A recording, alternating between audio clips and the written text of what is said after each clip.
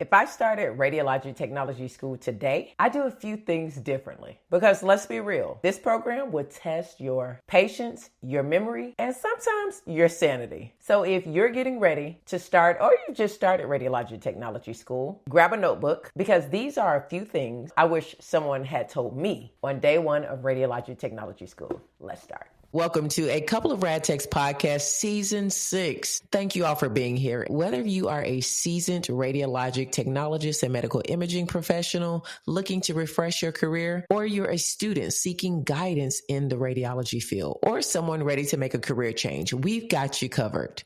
We've got a fresh new look, more episodes based on your request, and all the tips, insights, and inspiration that you're going to need to thrive in this amazing field of medical imaging, radiation therapy, and radiologic technology. Our mission is simple here at A Couple of Rad Techs podcast. We're here to spread positivity about this profession of radiologic technology and medical imaging, empower you with valuable advice, and help you level up your career no matter your age or stage. Grab that coffee or whatever you're doing at this moment, and let's dive into this week's episode. It's time to take your radiologic technology and medical imaging journey to the next level. Number 1, learn the why, not the how. Instead of pointing out that a radiologic technologist did something not by the book or wrong, try asking it this way. Hey, why did you do it that way? That way of forming your question, it makes you a better technologist. Because there is the book way, as we all know, and then there's the real world way. Now, you're going to learn both, but curiosity gets you respect. Tip 2, sticky notes will save your life. Well, maybe not actual lives, but it's going to help your GPA. Put sticky notes everywhere. Well, maybe not here, but your car, your bathroom mirror, your fridge, anywhere. Those hard to remember anatomy terms, landmarking positioning tips, write them down on a sticky note. Surround yourself with sticky notes until they literally stick. Number 3, study to understand, not just to pass and get a good grade. Now, you don't need to memorize your entire anatomy book or a positioning book, but just build a basic understanding of everything. So when you actually get in clinical and get out there by yourself working, you'll understand why something looks the way it looks on an image. And then those test questions, they start to make sense. And yes, those practice exams, take them because they humble you in private. So that way in public, you're not embarrassed. Take the practice exams, you guys, I promise. Number 4, remember, know when to say, I don't know. It's okay. Because when you say, hey, I don't know, or I have a question, that builds trust between you and a technologist that's really trying to help you and train you. And I'm going to tell you, as a technologist, I respect when student techs say that, hey, I don't understand, or why are we doing it this way? Can you explain this? They start to ask questions. I'm like, if I can explain it, I'm going to explain it to you. If not, I'm going to find the answer for you. That just says so much to me as a technologist helping students. It shows they're teachable. Number 5, before you start your program, enjoy your free time while you can. Before school starts, live your best life, y'all. Live it. Because once the first semester hits, kiss your social life. Bye-bye. Literally, you're going to trade brunch for bones, Netflix for notes, but it's only temporary. Don't say I didn't warn you. Number 6, and this is serious, protect your mental health. The program is rigorous. Don't let anybody on social media tell you it's easy. It's not a breeze. Take care of you. Study hard, yes, but make time for self-care. Go outside. Have lunch with friends. Make sure you schedule all of that in, even as a student in a radiology technology program. Check in with yourself often, because burnout does not mean you're weak. It just means you're human, and students get burnt out as well. Now, this one is a good one. Number 7, stay professional at all times. Hear me out, and I'm going to hold your hand when I say this. Give it to me. Put it right there. Okay. You're not going to get along with every technologist. Just the reality. I'm sorry. I'll let your hand go, but I just had to hold your hand through that. Everybody's not going to be best friends. You're not going to like every technologist is not going to like every student. That's just life. Do not go in with the expectation that every tech should love you because you're a student. They were a student once before. It's just not reality. So when you don't click with certain members of the imaging profession, don't take it personal. Don't take it personal. It's okay. Move on to the next one. There's some other technologists out there that you will click with, that you can work with on a day-to-day basis that says, come on over here with me. I'll take 2 students. No problem. I'll take 3. Come on, y'all. We'll find something for all of us.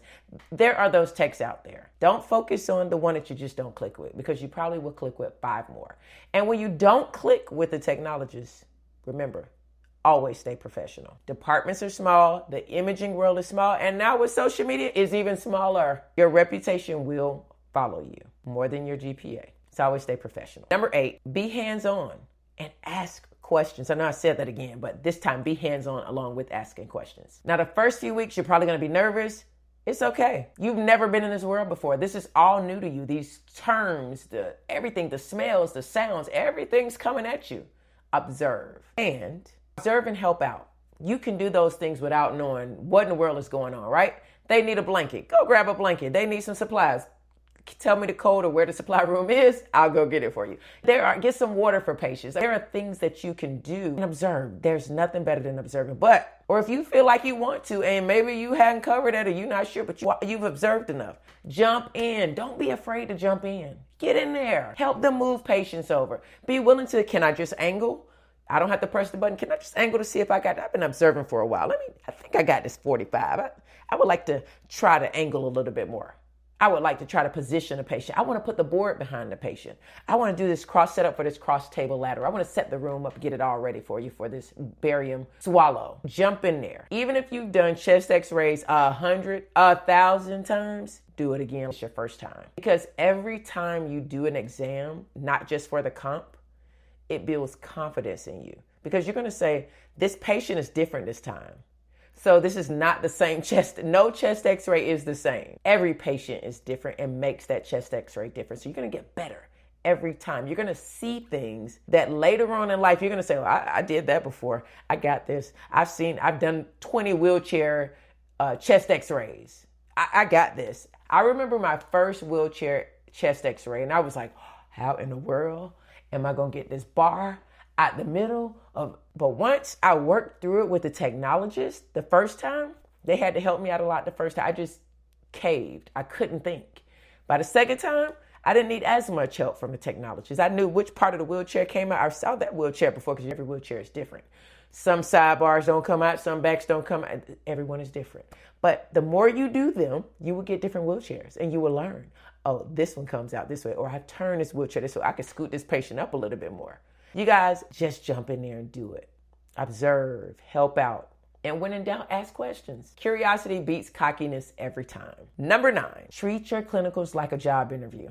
I don't know how many times I'm going to say that. I wish somebody had told me that. I learned that later on in clinicals, but I wish I would have known it from the beginning. So I'm sharing it with you guys. This part is so important because every clinical site, every rotation, one big interview for those 2 years that you're there. Show up early, stock rooms, help out, ask questions. Those are the bare minimum things. You do those because the same tech that you're doing all those things for, observing, you'll be surprised. That might get you hired later. Not maybe at that facility, but they may know another facility that's hiring that needs someone. They may say, I remember this student. They were amazing. Give them an interview. This is what I think sometimes we don't realize. The managers don't always do the hiring. Sometimes it's your fellow technologist that observed you as a student. I'll give you an example. All right, y'all, quick break, but this is something really close to my heart. If you're loving this podcast, then you're going to love what we've created. Rachel, the Radiographer, a children's book that finally puts us on the map. It's fun, it's educational, and it's different because it's written by a real medical imaging technologist.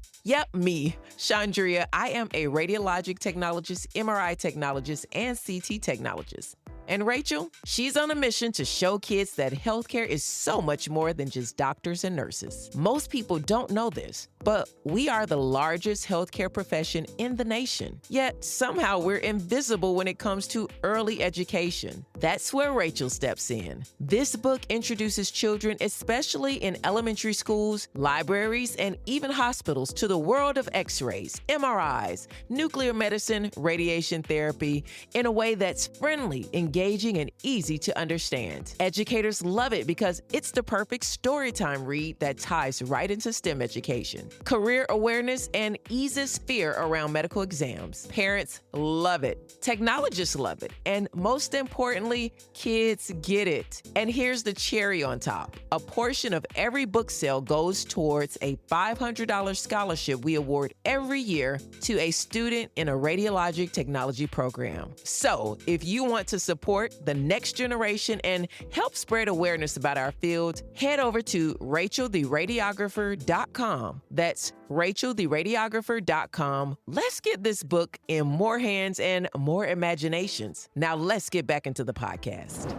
I was a travel tech at a hospital, and this hospital had several travel techs, very few staff that were actually staffed by the hospital. So that tells you they were in need of full-time employees, but they weren't taking just anybody. And I remember being in this department, and they were so short, they kept renewing my contract, and I kept renewing it with them. It was good. They would get resumes from HR over the machine, and they would get them. The manager was new herself, and the manager was new to the city, so she didn't know really anybody there. So every time she got a resume, you know who she asked? Should we interview this person? Those technologists that have been there for years. And they observed students. And there were times I remember them saying, oh no, that student was lazy. Oh no, that student gossiped a lot. Oh no, not that student. And then they said, oh, you should interview that one. Oh, that's a good one. She relied. And when it was a no, rip up, throw it away, or back to HR. Nope, that's a no-go. You'd be surprised that many times it's the technologists that you're working with that have a big influence on who is hired. And places aren't just going to take anybody just because they're short on technologists. They want to keep their dynamics just right, especially if they have a good dynamic in the department. Just a little tip. So again, if I started Radiologic Technology School today, that's exactly how I do it. Learn with intention, stay humble, and don't ever stop asking why. And if you're starting soon to a radiologic technology program, congratulations, you got this, and welcome to imaging. Go label some bones and grab your sticky notes. If you enjoyed this video, be sure to check out my other videos and this next one. If I started my MRI career today, this is how I do it smarter. All right, y'all, quick break, but this is something really close to my heart. If you're loving this podcast, then you're going to love what we've created. Rachel the Radiographer, a children's book that finally puts us on the map. It's fun, it's educational, and it's different because it's written by a real medical imaging technologist. Yep, me, Chandria. I am a radiologic technologist, MRI technologist, and CT technologist. And Rachel, she's on a mission to show kids that healthcare is so much more than just doctors and nurses. Most people don't know this, but we are the largest healthcare profession in the nation. Yet somehow we're invisible when it comes to early education. That's where Rachel steps in. This book introduces children, especially in elementary schools, libraries, and even hospitals, to the world of X-rays, MRIs, nuclear medicine, radiation therapy, in a way that's friendly, engaging, and easy to understand. Educators love it because it's the perfect storytime read that ties right into STEM education. Career awareness and eases fear around medical exams. Parents love it. Technologists love it. And most importantly, kids get it. And here's the cherry on top. A portion of every book sale goes towards a $500 scholarship we award every year to a student in a radiologic technology program. So, if you want to support the next generation and help spread awareness about our field, head over to RachelTheRadiographer.com. That's RachelTheRadiographer.com. Let's get this book in more hands and more imaginations. Now let's get back into the podcast.